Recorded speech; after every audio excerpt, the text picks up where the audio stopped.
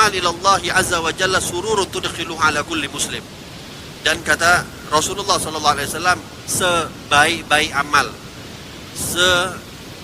amal yang paling dicintai oleh Allah Subhanahu wa taala adalah sururun tudkhiluhu ala kulli muslim. Engkau menjadikan hati seorang muslim itu menjadi senang. Membuat hati seorang muslim itu menjadi senang, itu adalah amal yang paling dicintai oleh Allah. Bukan sebaliknya seperti apa yang kita lakukan. Udah nggak nolong orang, nyusahin orang. Udah nggak nolong orang, bikin orang sakit hati. Udah nggak nolongin orang, bikin orang sedih terus. Idkhalul surur, memberikan kebahagiaan ke dalam hati seseorang, itu adalah amal yang paling dicintai oleh Allah Subhanahu wa taala. Au takshif anhu kurbatan, atau kita menghindarkan daripada kesusahan yang dialami oleh seorang muslim, itu pun merupakan amal yang paling dicintai oleh Allah.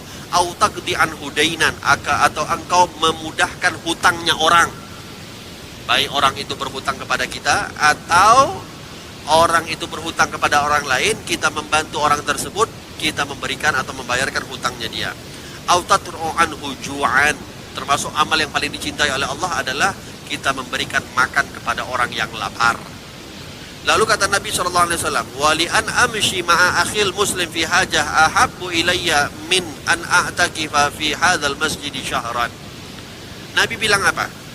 Kalau engkau berjalan, sesungguhnya engkau berjalan dengan saudara muslimmu untuk menunaikan hajat saudara muslimmu, itu kata Nabi, ahabbu ilayya, jauh lebih aku cintai, kata Rasulullah, dibandingkan kalian i'tikaf di masjid ini selama 1 bulan. Ini Nabi sebut masjid apa? Masjid Nabawi, hadirin. Kita tahu 2 rakaat yang kita kerjakan itu 1000 kali lipat kalau dikerjakan di Masjid Nabawi dibandingkan dengan kita mengerjakan di Masjid Al-Jihad atau masjid apapun. Besar pahalanya, dilipat gandakan oleh Allah orang-orang yang beribadah di Masjid Nabawi. Tapi apa kata Nabi? Engkau membantu saudaramu, keluar membantu saudaramu, jauh lebih aku cintai, kata Nabi Muhammad, daripada engkau i'tikaf di Masjid Nabawi selama 1 bulan penuh. Wa man kaffa ghadabahu satarallahu auratah. Lalu kata Nabi SAW di hadis yang sama, orang yang senantiasa menjaga amarahnya, maka Allah Subhanahu wa taala akan senantiasa menutup auratnya, aibnya. Wa man qadama ghaidan walau syaa ayyumdiyahu amdahu mala Allahu qalbahu ridan yaumal. Dan orang yang senantiasa menahan amarahnya, di saat dia mampu untuk meluapkan amarahnya tersebut, maka Allah Subhanahu wa taala akan memenuhi hatinya dengan rasa ridha daripada Allah di yaumil qiyamah. Semua apa yang akan dia alami di yaumil qiyamah akan mendapatkan ridha daripada Allah Subhanahu wa taala. Wa man masya ma'a akhihil muslim fi hajatin hatta yathbatuha lahu athbatallahu qadamahu yauma tazulul aqdam. Dalam hadis ini kata Nabi sallallahu alaihi wasallam, barang siapa yang menolong orang muslim sehingga orang tersebut selesai daripada masalahnya, maka Allah Subhanahu wa taala akan menguatkan, menetapkan, mengkokohkan langkah kakinya nanti ketika semua langkah kaki di yaumil qiyamah akan terjatuh ke dalam api neraka. Wa insu al-khuluqi la yufsidul amal kama yufsidul khallu al-asal.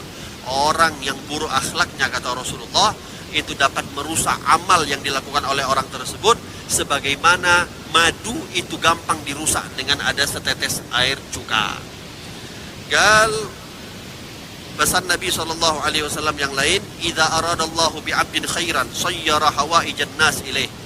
Kata Nabi, kalau kamu mau tahu siapa orang-orang yang dianggap atau yang diinginkan kebaikan oleh Allah kepada dirinya, kata Nabi, idza aradallahu bi'abdin khairan, kalau kamu mau melihat atau mau tahu apakah orang tersebut ada kebaikan daripada Allah atau tidak, atau diinginkan kebaikan pada diri orang tersebut atau tidak, maka kata Nabi, sayyara hawaijan nas ilaih, Allah akan menjadikan orang tersebut dijadikan sebagai landasan atau sebagai tempat tumpuan untuk orang-orang meminta pertolongan kepadanya.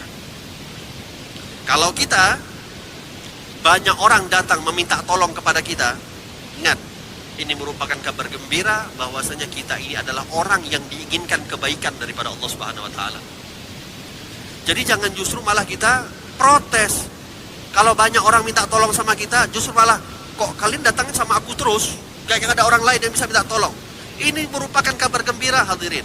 Kalau ada orang datang sama kita, semakin banyak orang datang sama kita, minta pertolongan lewat kita, ini merupakan tanda Allah menginginkan kebaikan pada diri kita.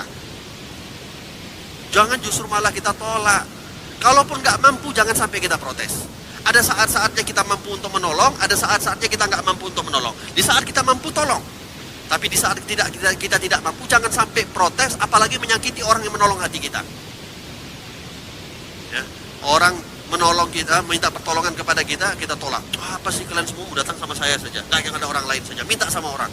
Jangan sakiti hati orang yang mengharapkan pertolongannya kepada kita. Karena ini ada rahasia besar yang Allah berikan. Sesungguhnya Allah ingin menginginkan kebaikan kepada diri kita. Itu di antara pesan Nabi SAW.